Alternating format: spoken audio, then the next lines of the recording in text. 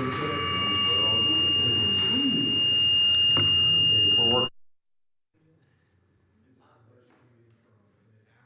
All right, it is 5 o'clock. We will go ahead and get started with our work session for the January 20th meeting. Before we move into the agenda, we've got a few presentations by different departments. Before we do that, I want to thank the mayor for setting this up. I think it's really good to get some information from different departments and partners throughout the year. So I appreciate your work on this. Appreciate the directors that are presenting tonight. Do y'all want to go in order, or who wants to go first? Dane Shaw's at the podium. So Dane Shaw, give us an update on his departments and some stuff he's working on. So we have a number of departments under the development wing, and so I'll have some of those come up and share too. We have two that are out with sickness and a death in the family, but I can cover theirs.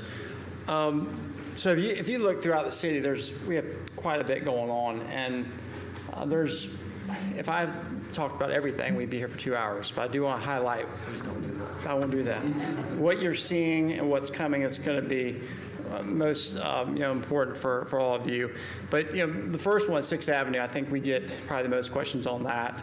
If you notice, they're working on the east side. They're demoing sidewalks, and will soon be putting back the sidewalks with pavers, and they'll work up the east side, then come back the west side. They're also working on the intersections. You'll see Grant and Lee, the mast arms going in also. I'm trying to take you through the progress of what you'll see. And then you'll see the pedestrian lighting going to the back of the sidewalk. We had a little bit of a hiccup right before Christmas. We're going back and forth on how wide the sidewalk had to be, and AlDOT had to approve that. We got that approved, and so they're back out there working. And the final thing you'll see on 6th Avenue is the landscaping medians. That will go in at the end of the project.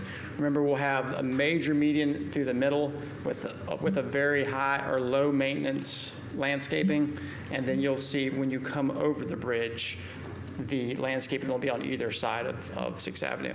Remember, 6th Avenue is the foyer to our city. It's been worked on by 3 different administrations. The first paperwork I saw was in 2017. So it's good to be at this part of the project. It's an 18-month project. We're looking sometime probably February and March next year to be completed. So, and just moving through some of the other projects, I know that Cook Center is also another big project. We're actually meeting with the architect this week to go through some design, some of the design that he's just started to work on, so that's a very good thing. The parking deck for that project has to be the first of that development to go first. They have to have a place to park, so that will be the first part of that project. And the new parking deck is going to have over 500 spaces in it. The current one has 220. The one coming up will be around 510, so it's quite a bit more. Another big piece of what we're doing in development is housing.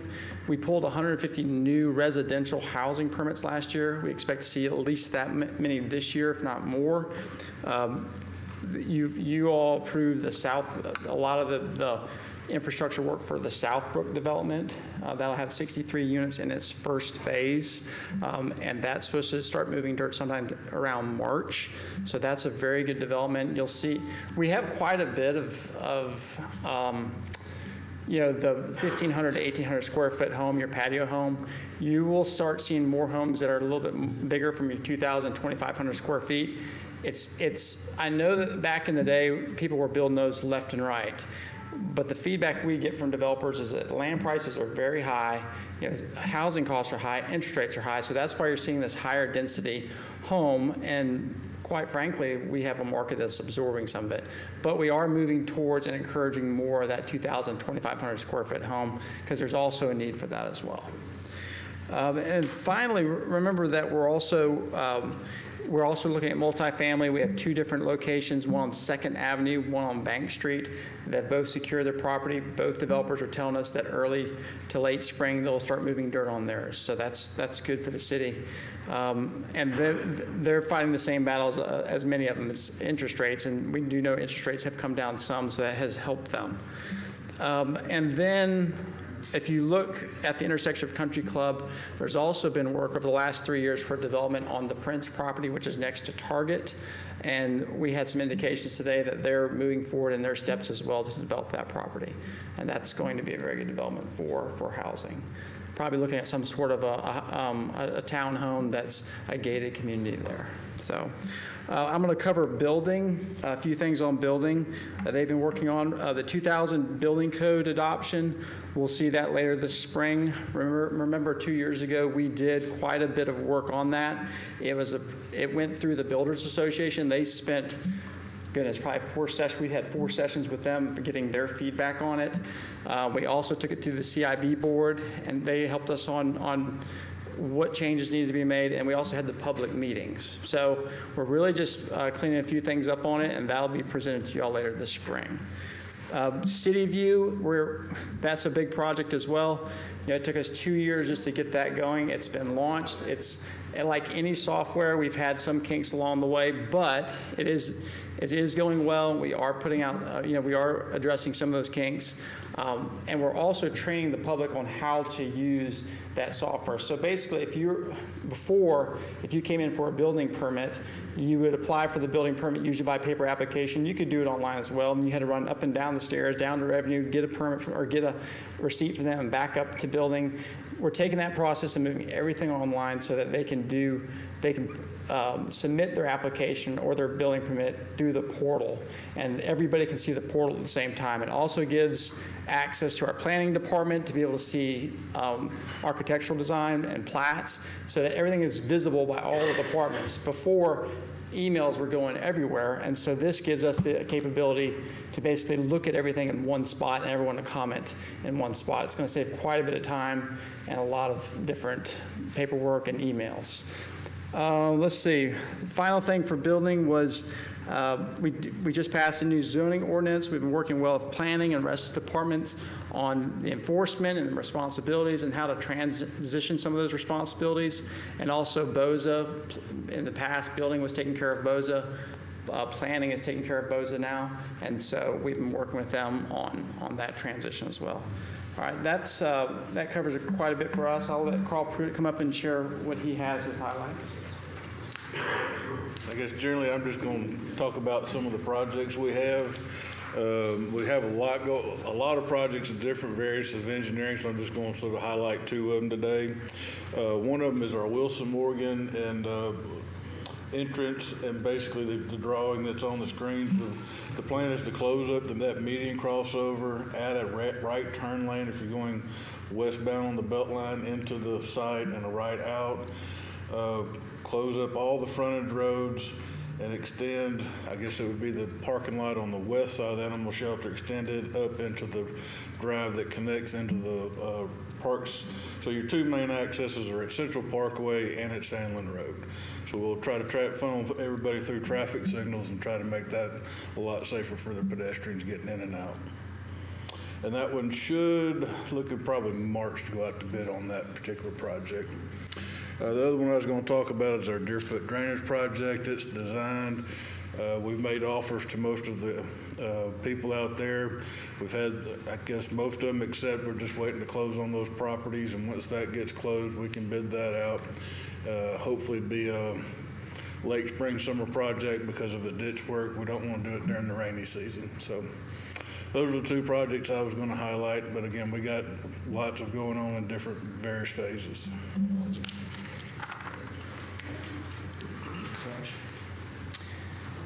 How you guys doing? Good. So in lieu of Alan being here, because of his mother's passing, I'll bring up the grants. I'll just touch on some of the high points. We currently are working over $20 million in grants. Our common annual grants fall into the Community Development Block Grants, also known as CDBG. Those are ACES, CAPNA, Commission on Aging, DYS, PACT, and the Decatur Home Program. Also working on the bike trails, Bill Sims Trail and Dinsmore Slough, that too. On the code enforcement side, we're continuing to work through the new CityView code enforcement software. We have had some issues with that. We've been working through that. Anybody from the public wanting to make a complaint can do so through the portal. They'll create a login. They can log in and see the process, that we've made on that complaint. We did have somebody ask about if I make a complaint, will I be notified based on the status, and no, the answer is no, we didn't pay for that. So right now, they would have to log in to check the status that they have. And in addition to enforcing the weed, junk, litter ordinance and the property maintenance codes, we're beginning the early phases of adding the new zoning ordinance. We'll be enforcing that on the backside. You got those on the front side, and we'll be enforcing the backside. We'll have to work with City View to get that on there so we can enforce and track it. We expect that to take some time. And then also, lastly, we are continuing to advocate for the elderly and/or disabled property owners in our city that need help. Every year, we have at least a handful of property owners that we encounter that are genuinely in need of assistance with maintaining their property. So 2 years ago, I think some of you were up here, we started the volunteer mowing list. So any licensed contractor, church group, or organization that would be willing to volunteer to help some property owners in need, we would vet those individuals or organizations, and then we would, give that contact information to the needing property owner and let them work together to come in compliance. So put that out there. If anybody knows of anybody that would be willing to help with that, we would be greatly appreciative of that. Thanks. Go ahead. I just want to make sure everybody understands what he's asking. He's asking us to help find mowing contractors or people that would be willing to mow for free for these people. Yes. That need help. These are people that don't have, Pretty good participation in the past, is that, has it been? no. No? people We don't? have zero on our mowing list. So no, we've had our one previous council member that I was saw anxious to some help. Online people that said they'd help, and I guess they never did. It never came to me, so. So what is the name of that program? Or is there a name for that? They can just contact our office in community development, and we have a list that we will start, once we get their information, then we'll start calling to vet them individuals, because the last thing we want to do is put some unscrupulous people with grandma that needs help. So basically, if you get somebody that wants to volunteer, his department's going to vet them, and then if they run into a situation that needs help, he's just going to give that name to them. I think it's a great program, and the city could help with it. This is only for the mowing, or is there other things as well? Yeah, so mostly mowing is the need we see. But we also have property owners that have a lot of junk and stuff, and they physically can't do anything about it. A lot of them that we deal with have found a way to get it done. But yeah, we'll take that, and we could say, hey, these individuals said that they would be willing to help. You can contact them. And so that way we help them without helping them. Does that make sense? So the City View, will there be a link to that? You may or may not know. A link to that on the website, the new website going forward? There's a link on the current website. Okay, there is now. Right. Okay. All right. One thing that's a little confusing there, if you use that portal, the first time you try to use it, you have to log in, you have to build a login for yourself. Yep. No matter what you use it for. So the first time, the citizen has to go and build that login for themselves. Yeah, you'll have to create a login, your phone number, email, and if you're making a complaint, usually ask for an address. So you can use it now to buy a business license, a building permit, to request building inspections, and for community development complaints. Yeah. Okay, but going forward, there's going to be more things from what you were saying, or is- Right, so we're going to be enforcing, the backside of the zoning ordinance. That's not set up right now, that we're in the very early phases of that, but that is something that we'll be doing. Thanks. Anybody have any questions for Yeah, me? when you're talking about housing, King's Estates is right there on Walnut, and do you think we can get some movement on that? So on Kings Estates, it just depends on us reaching out to the developer and just seeing where they're at with it. Okay. Yeah, because we basically need housing for I always call it a portfolio for housing. And so just being to reach out to them and encourage them, and yeah, we can do that and reach out to them and say where you're at in the process. I had to do that today on another development. So, Thank you. yes, sir. Hang on, Dan, I have lots. And it's more just since we're doing this, for info for the public, but this one's for me. On the 6th Avenue deal, when do we think that those new traffic signals are gonna go live? That's question one. Question two is, we know that they're working on the east side. and they've got that far east lane blocked off. When they're not working, can we maybe move? Yeah, we'll talk to the PM on the Far East Lane. They're supposed to be moving that back. A lot of times, they may have projected they're going to work that day, and for some reason, they wait on something. But most of the time, they're pushing it back, but we can talk to the PM on that. Yeah. The new traffic signals? The traffic, we'll talk to AlDOT, because that's going to be their call. So And that's, 4 or yeah. 5 years maybe? No.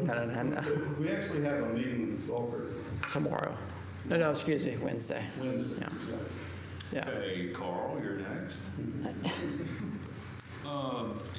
You talked about the Deerfoot Drainage Project, but this is with lots of projects we do. Can you kind of go through, and especially on the ones like around 67 Upper Road with that change and the roundabout, can you, since people are watching and maybe listening, explain that process about right-of-way acquisition and why sometimes these projects, well, y'all approved that 3 years ago, why is it not done? Can you explain what takes so long? I can get there, and it varies on the project. If you're dealing with the state, obviously that adds some time to any project. Funding sources also could make those changes if you're using federal or state funds. Those processes take longer than if we're just using city funds. But we come up with a project, we start, get a preliminary design, get it to about 60%, which tells us roughly what right-of-way we need, which takes somewhere around 6 months, depending on the size of the project, to get to that point. Once we get to that point, we go in and we make the appraisals for those properties. Again, that could take a couple of months, several months, depending on how many you're appraising. Then you make offers. If they don't like the offer, they can counter. If we can't come to an agreement, then we have to go to a condemnation process, which involves filing motions in court, going to court, and going through that process. If everybody comes to terms, then it's just about closing on those properties, which is basically them signing on it and then legal getting deeds and pulling property deeds and pulling everything together, just like it would be if you closed on a house, buying a house. Basically, we're closing on that piece of property because we, the city, are buying it. So through that process, again, depending on how big the project is, how many properties you're dealing with, that could take 18 months to 2 years just to get design, what you need to buy, and go through all the legal processes of how you have to acquire that. And with the state, it takes additional steps on top of what I just said. What I just said would be our process. With state funds, it takes more steps. Thank you. Next. Next one's for Josh, actually. Don't touch on everybody. You mentioned, the portal with folks being able to, and you touched on that a little bit. How much activity has that gotten, and are most of them legitimate complaints? One of the fears I had when I saw it go on is what happens if I don't like my neighbor and I'm just constantly sending you. Oh, we get those daily. You get those daily. Yeah, it's been a good thing. We have had people call that were unsure about how to create an account and make their complaint. Summer and Steph and Olivia done a good job of walking them through that. That was easy. Any other questions for these guys? Hey, we appreciate y'all doing Yeah, thank that. y'all. It's a very good job. Mr. Allen? And next will be Hunter Allen, Parks and Recreation. He's got some things to show us as well. Council, Mayor, how are y'all? Good, you? Steph, I got 3 minutes. Yes. All right, just make sure. All right, you can go ahead and start Your time's already the timer. All right, so I just want to give a brief on where we are, current state of the rec center, and also kind of show some renderings as well from the original design, just to kind of for some people that may not have seen it, and I know we've had people in the community ask about this, and also I just kind of want to share we're gonna build out a space on our website to also highlight the construction and what's going on. That way the public can be more informed on where we are. So the picture you see here is the current state of construction at the rec center. Next slide, please. And this is the future. This is what we're expecting the final project to look like. So you can kind of see the direction that we're going. And, even though we're just 7-8 months away, I mean, you can kind of see it coming together when you look at the construction. And so I'm really excited about this, and I think it's something that Decatur can truly be proud of. Next slide. another 3D model of the design, just to kind of give an idea conceptually about what you can expect once we open the doors at the rec center. Here's a quick look on an interior 3D model. You can get just a look of the walking track that will kind of encompass the facility, as well as the architectural design and kind of just the taste that the architect has utilized. I think it's going to be something that I'm really excited about, but also I think, you know, the community can be really excited about as well. We're going to go through some interior and exterior pictures that we've taken of the current construction. We took these pictures last week in preparation for this presentation. And so just kind of, you know, give you an idea of everything that you see here in the picture. Top left, you can see this is the mezzanine at the entrance when you come in the facility. And then top middle, that's a look down from the walking track into one of our gymnasiums. And then far right, you can see the natatorium and some of the architectural design there with the exposed wood in the ceiling, which I think it's a really cool touch. And then this area right here at the top, on the top right picture of the natatorium, that will actually be stadium seating for spectators for any events or swim meets that we have inside of the facility. You can see more views, bottom left and bottom middle, from the gym floor looking up at the walking track. That encompasses, it goes around, we have 4 total floors in the gymnasium. The walking track goes around all 4 and then bleeds into the mezzanine in the first picture. And then you can kind of see some framing and stuff going up inside the building. Next slide. We've started, sheetrock has started going up on some of the interior rooms. So it's cool to kind of see some of this come together. It kind of feels, you know, when the sheetrock starts going up, it really, you can kind of feel it kind of coming together. And so it's exciting walking the site, walking it from, you know, back in August to now, you know, how far it's came in just those 4 months alone has been really cool. And then on the top right again, this is just a floor level view of the natatorium. You can see the wood beams in the ceiling. They're going to be exposed in the end design, but you can see them wrapped right now just for protection to maintain the integrity of the wood. Next slide. Here's some exterior shots of the facility and the new road that's going to be passing through, that's coming through where the rec center is. So I think this is, you know, it's going to be nice getting that parking lot back. That's for sure. I know we need it in the softball tournaments and different events that come through there. They're definitely needing that parking, and yeah, so I'm really, really excited about that as well. Next slide, please. So just a quick snapshot of just of some of the things that will be in the facility. And so you'll notice here the 4 courts with basketball and volleyball capabilities. And then this is a shot, the room breakouts you see here. This is a shot of actually the lower level. So you can see on the, I don't know if you can, will it let you zoom in at all, Steph? Oh. I think we changed pages, but that's okay. You can just scroll back up to where we were. Well, go up one more, please. Okay, so this is lower level here at the south side of the facility. You can see the office spaces towards the bottom, as well as locker rooms and dedicated space for people utilizing the pool. And then on the north side of the facility, you can see more locker and restroom spaces dedicated to that side for people utilizing the basketball courts. And also there in the middle is just more of a congregation area where you walk in the main entrance. And then the back, I don't know if you can see, but between the court on the far right and the pool, that actually is a open area that's outdoors. It's an outdoor courtyard that will be somewhat overlooking Wilson Morgan Lake. as well that will have furniture and some space for people to gather as well. So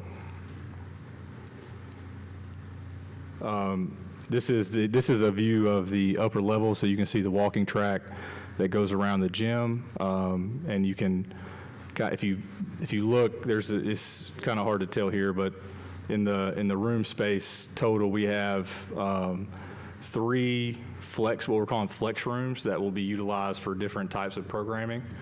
And then we also have a 4th room that will be dedicated to more of a meeting classroom style space that has a balcony, as well as seats up to 60 people for any types of meetings or classrooms that we can utilize within the city or people within the community that are looking for space to get together.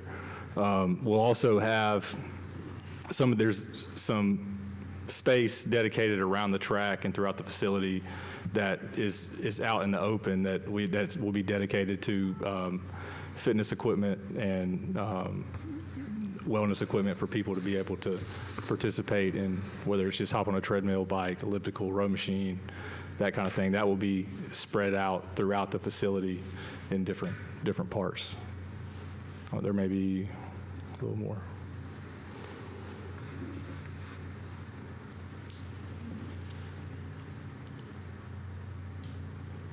That all of it?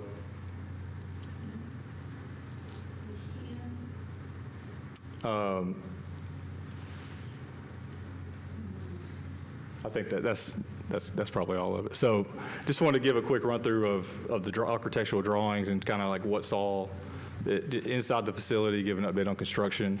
Also just want to add a quick piece on the external part of the building. We have a large playground design that's going to be going in on the north side of the facility. Repeat that one more time. We have a large outdoor playground that is going to be going in on the north side of the facility, and it's something that I think I'm really excited about.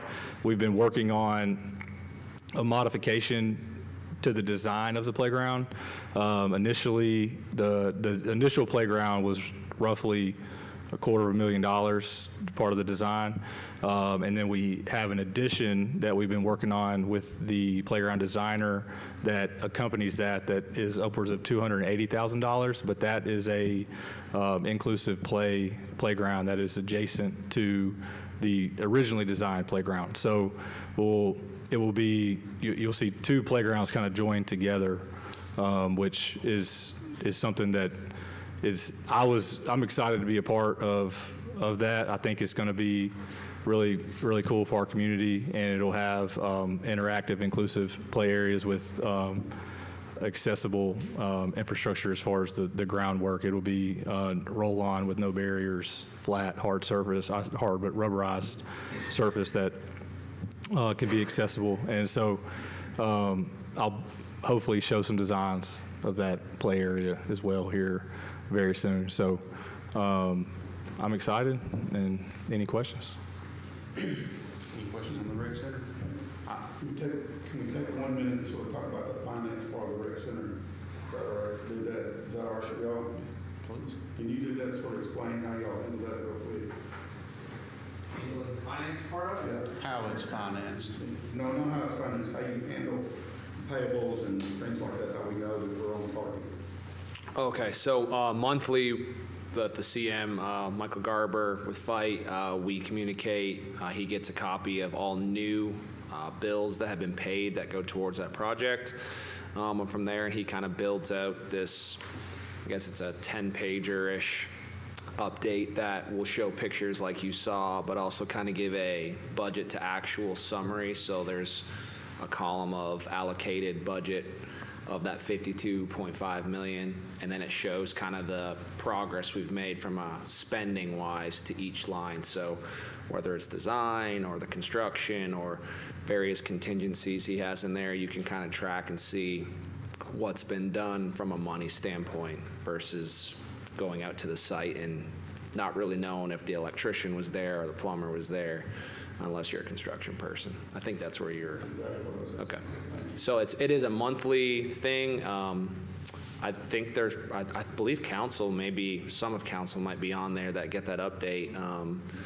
And I know the mayor gets it, and it's just kind of a great kind of check-in each month to see where we're at. And it gives a timing, I guess like a estimated time of completion, date-wise too. Thank you. Okay. Hey, Hunter. When do you plan to release like a programming schedule? I mean, we're still a ways out from opening, but there's always a lot of questions about what's the programming going to be in a facility, what are the hours, what's offered, when do you expect, I'm sure you're working on that, but when do you expect to start releasing that type of information? I think once we get probably 60 to 90 days where we feel comfortable of when we're going to have like a grand opening, we'll start to release that information and start opening up registration opportunities for some of these programs. Another thing that we've been doing, we've been having staff meetings with our managers and different people in the department, and our goal is to increase our programs and our offerings throughout this early in this next year to try to get the programs going that will be in alignment for what we will be offering in the rec center. And that way, I think, number one for us, I mean, we're going to learn some stuff getting ready for it, and I think us being prepared to be the best we can be when we open is important. So trying to create a wide variety of programs and activities for people to be involved in, whether it's fitness and wellness or whether it's sports related or whether it's aquatics, that's something that we're going to focus on early in 26. That way, when we open, the goal is to be somewhat full speed ahead the day we open. I don't want us to get in a situation where we open and then because we're going to learn some things, we're going to make some mistakes, and so for us, it's trying to increase those offerings leading up to. And the pool, it's a 25-meter, 10 lanes. Yeah, 25-meter, 10 lane. We also have a touchpad timing system that's going into the pool as well. The brand on that system is Colorado. If you're familiar with aquatics and timing systems, it's one of the premier brands when it comes to timekeeping. And so that's something that, and I spoke with the swim teams in Decatur. They're very excited because they think it could be, we have an opportunity to host district and state meets just because of the quality and the capabilities that the facility will have. And, obviously, I think, bridging that gap of community use and, school and competition use is important for us. So we're going to make sure that, we program the hours accordingly to make sure the community still has top priority when using the facility, but not forgetting about our competitive sports in the community I swim too. at 5 a.m., so as long as they're not competing when I get it, it's okay. Well, that's a lot of people are fighting for that time spot, so.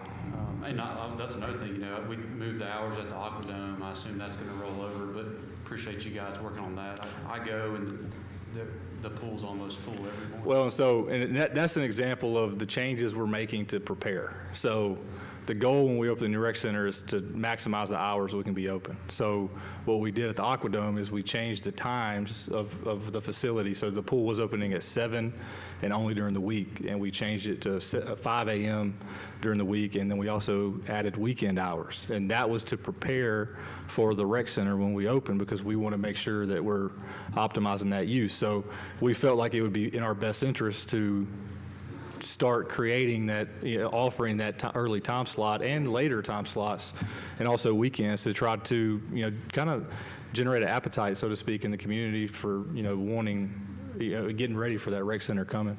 So I was going to show y'all, this is the playground I was talking about. It's in a separate PDF. So Stephanie's going to scroll down. So this is the inclusive play area that we've been working on with Struthers. And we'll go through, and it's going to show the original design as well. So you can see the two playgrounds that are adjacent to each other. The original design is on the top of the image with the mulched bed, and then you'll see the all-inclusive play area on the lower side. And so this isn't the final product. We're working with some people in the local community that have a vested interest in the playgrounds, and so what we're doing is we're constantly making modifications to make sure that we're not missing the mark when it comes to including people of all abilities when it comes to this area. So I just kind of wanted to give a quick snapshot of what you can expect to see outside the rec center. Because I know, indoor recreation is great, but, how do we maximize the space and activate the entire space around the facility? So this is just kind of wanted to show you guys what we've been working on. What kind of surface do you have around the play equipment? So there's two. So if you notice, the blue area is a soft, flat, somewhat rubberized surface, but there's no barrier around it. And so let's say you were in a wheelchair, you could roll right on it without any hindrances. It's going to be similar to what's in Delano, right? That's what I'm wondering. Similar, but I would say the technology's evolved a little bit, and so obviously if you've been to Delano, you've noticed the deterioration of the product, but as well as how hot it gets in the summer, and so we've taken some of those concerns into consideration with the type of materials that we're installing here at this playground as well. And you'll notice the shade structures, just because we've, with the clearing of the trees in the area, we lost a lot of shade, so trying to add back in some shade as well. And then the other area that has the barrier around it, it's more of a rubberized play mulch type area instead of the flat surface. Thank you, sir. Great 3-minute presentation. Good stuff. Any other questions? I think we're good. Thank you. Thank you. Appreciate all the reports. I think this is really good. So, all right, we will move into the agenda now. We will have more presentations at our meeting on the 20th. We'll have the Historic Preservation Specialist, Caroline Swopes, giving the annual historic report. She does that every year. So we'll have that next week. And then Finance Manager Don Runiger will do a report on the Rebuild Alabama Act. Approval of monthly bills, approved December 2025 monthly bills. Any questions on that? Approval of minutes for the December 29th, 2025 5 p.m. work session, January 5th, 2026 5:30 p.m. council work session, January 5th, 2026 6 p.m. council meeting. Any questions on the minutes? All right. We will set 4 public hearings. The first is resolution number 26015, authorize abatement of unsafe conditions at 1604 Cedar Street Southwest. That public hearing will be on February 16th, 2026 at 10 a.m. Yeah, so this one's in bad shape. I just want to kind of join both of these together. The Cookin and Cedar Street properties are owned by the same individual. Last known address is out of state. We've been unable to make contact with that individual. Also had local PD try to make contact with them and unable to do that as well. Okay. So that was resolution number 26015 and resolution number 26016. Any discussion or questions for Josh? I would just say that's a issue you know better than most. We do see regularly. I think it's a conversation that I hope we can have on a higher level about how do we prevent this and help with absentee landlords. This is the right step when they are and they're in bad condition. We should absolutely move forward with abating the issue. So, but hopefully that's something we can look at in the future. One of the next big projects we're planning is a long-term rental ordinance that will address a lot of this. All right. Good. Resolution number 26017, authorize abatement of unsafe conditions at 612 3rd Avenue Southwest. That public hearing will be Monday, February 16th, 2026 at 10 a.m. Yeah, this property owner is deceased, I think 2 to 3 years ago. There's no heirs to the property. Nobody has stepped up to take care of the property. It's probably in one of the worst conditions I've seen in a long time. All right. Any questions? Ordinance number 264635, approved pre-zoning 143625 for property located at 2520 Point Water Drive. The public hearing will be February 16th, 2026.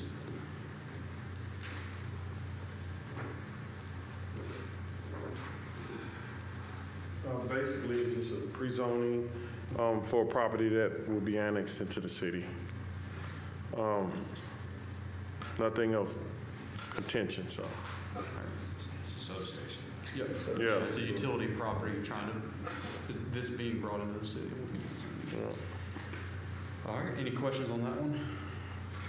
Weed abatements, I will just read all these together. Resolution number 26018, assessed $348 against 602 3rd Avenue Southwest. Cost of abatement of nuisance. Resolution number 26019, assessed $348 against 1409 7th Avenue Southeast for cost of abatement of nuisance. Resolution number 26020, assessed $348 against 3128 Ray Avenue Southwest for cost of abatement of nuisance. And resolution number 26021, assessed $348 against 2804 Lake Knoll Drive Southwest for cost of abatement of nuisance. Just standard. All of these have been cut. We just asked if we assess it to the property. All right, any questions on weed abatements? Thank you, sir. Resolutions, resolution number 26022, approve and authorize mayor to sign Point Mallard Event Center change order number 3 in the amount of $133,214.85, and that is that the correct? Okay, so there's an updated one. It's actually a reduction of that. I believe it's $125,435. Yeah, so we got the updated version to Stephanie today. We did have to make some changes. The two big changes that we made, we had, and fortunately, I want to thank Frameworks Architecture for working with us on this today, and the contractor, but we had to remove some line items, and one was, it was some building permits that were not needed in certain areas, and then there was some tax on there that was not supposed to be on there, so we were able to get those off, and so that was the changes. As far as the actual work that's being done, none of that has changed. So, and then also, if you have questions today about any of the work, Jacob from Frameworks, he was able to come tonight to answer any questions in regards to the changes that were made in the change order. All right, thank you. Any questions on that change order? Just one. Line item 4, painting interior split face block. Do we have some maintenance folks who might could paint that and save us $12,000? Would you like to address the question? Or Okay. I'll address that. We've done painting construction with Parks and Rec, our maintenance people, and they're not professionals. Right. And you get what you pay for. Yeah. And we're trying to build a beautiful event center here, so we need professional people painting. And some of these other changes are things that, after the original scope that we've all identified, need to be done to make the rec center, the event center attractive. A big part of this is doorways. The original scope was using the existing doors that have been there in the ice rink for years and they're beat to death. So that's a big part of this, putting new doors in, so that we have an event center that's attractive. Yep. yeah, well, and to answer your question, one of the items on there is actually a direct result of us trying to do that. So, yeah. Any other questions on that one? Thank you, Hunter. Resolution number 26023, authorize mayor to accept public use and maintenance of Holland Meadows subdivision plat book 2023, page 12. Good evening, Alejandra with the engineering department. So this item is to recommend the city council to accept all the public improvements that were done at Holland Meadows for public use and maintenance. And I do want to pinpoint that there is a typo on the resolution letter. Instead of on the top right, instead of effective January 5th, it should be January 20th. All right, thank you. Any questions?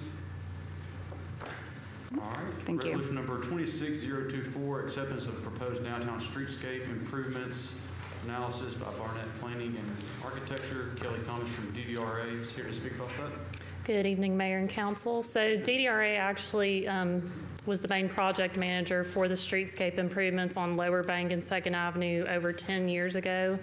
We've noticed that our downtown landscaping has become blighted or has suffered drought or freezes over the years. So it's time for us to revisit the downtown landscaping maintenance plan and redo some of those shrubs and just ornamental grasses and things that are downtown that help make our entryway beautiful. I do think the timing of this is perfect since we're doing 6th Avenue so that we can actually make our plannings cohesive So I understand that 6th Avenue is going to have some drought-resistant plants. Sam, who is our designer, is communicating with the city and Parks and Rec about the plantings that they're doing on 6th Avenue so that we can make this a cohesive look for all of downtown and a great entryway for the city. So I invite Sam to speak to y'all if y'all have any questions. Thank you. Does anybody have any questions for Sam? Do you want to walk through a little bit about Sure. what you'll be doing? I think would be good. And before you do, let me say, I appreciate your proposal. It's very clear, very thorough analysis of what you'll be doing, and I appreciate the deliverables being listed Sure. very clearly.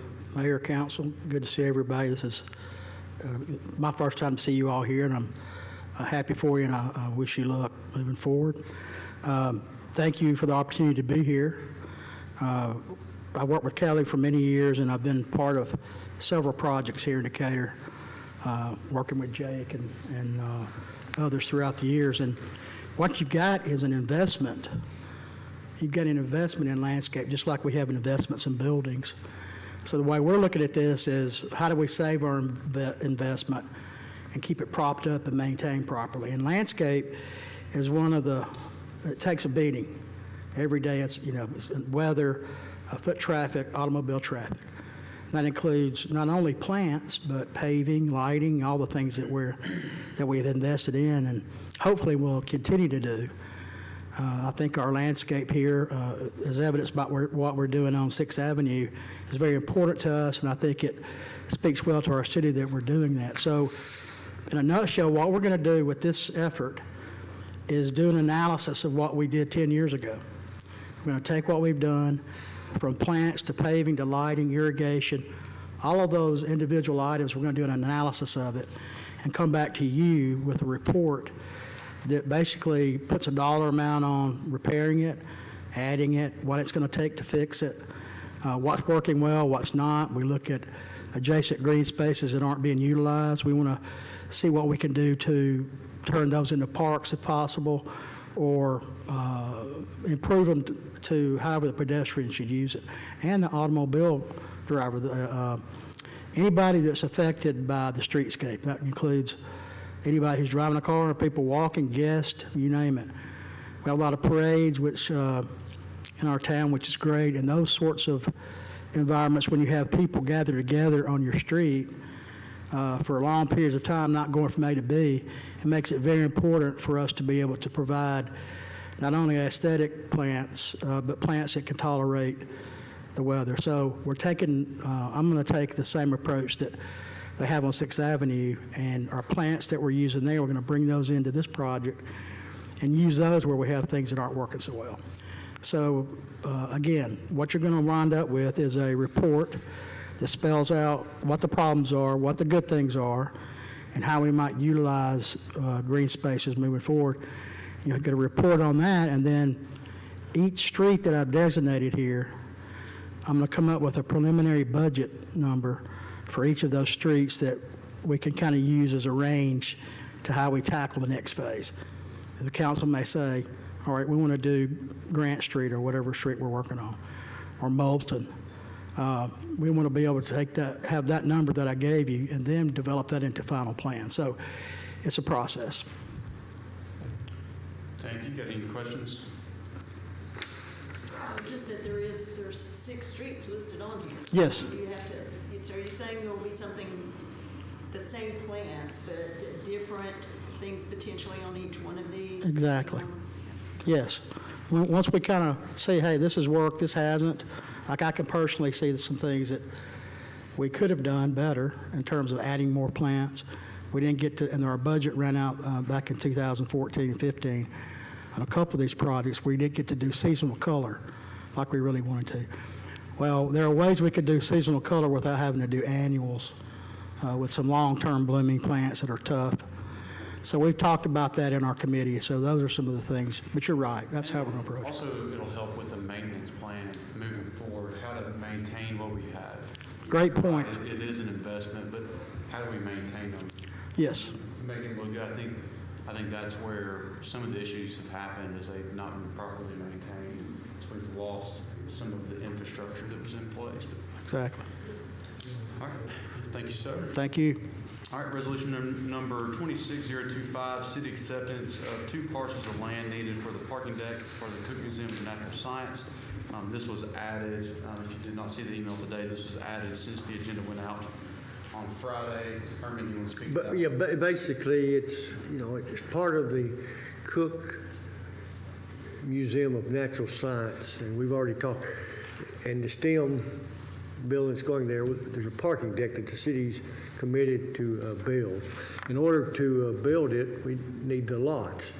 There's also, what's bringing this forth is the grant that we're trying to apply for and get. We need to own the property. So what Cook's representatives have said, we'll go ahead and convey these 2 parcels for the parking deck so the city can own them. Now, as we remember, the city at some point, as we move forward, we're going to convey some property to the Cook's Museum of Natural Science so they can do the expansion and other improvements. But they're going ahead and doing their part right now so we can own it, so we can be in a better posture to get the grant for the parking deck considered. And that's in a nutshell. Basically, they're going ahead and advancing what they have already agreed to do, with the understanding that we're going to do our part at some point. But we don't know exactly what's going to be needed from the city. All right. Thank you. Herman, any questions on that one? All right, we'll have one ordinance number 264632, approve annexation number 38525 for Decatur Utility property located at 2520 Point Miles Drive Southeast. That just goes kind of with the pre-zoning from earlier. This is the property that goes with the pre-annexation that supersedes the pre-zoning. So they go together. It's a substation that we bring it into the fold of the city. It's a small property owned by Decatur Utilities. Should be in the city of Decatur. Any questions on that one? Herman, I got one question, just because it's been brought up. We will be having the public hearing on February 2nd on short-term rental.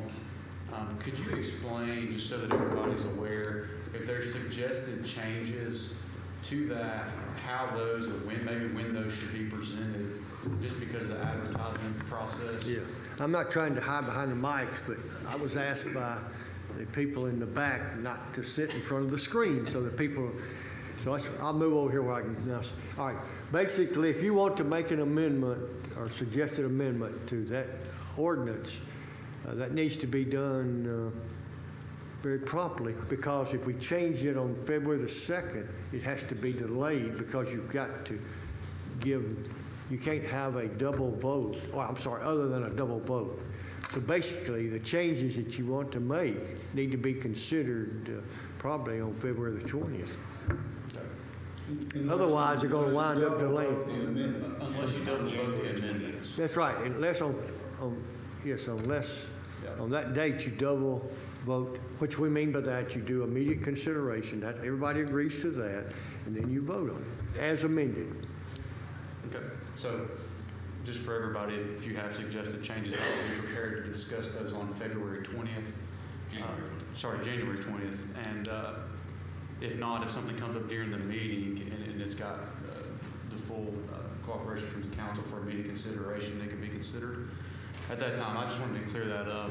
Well, it's a footnote. There's very interested people in that ordinance that are calling city staff, and I'm sure y'all and the mayor. So they want and have knowledge of what you're considering. So that's another reason to go ahead and get it out there. Thank you. All right. Anything else from city departments? All good? Council? Mayor? All right. With that, we're done. Thank you, everybody.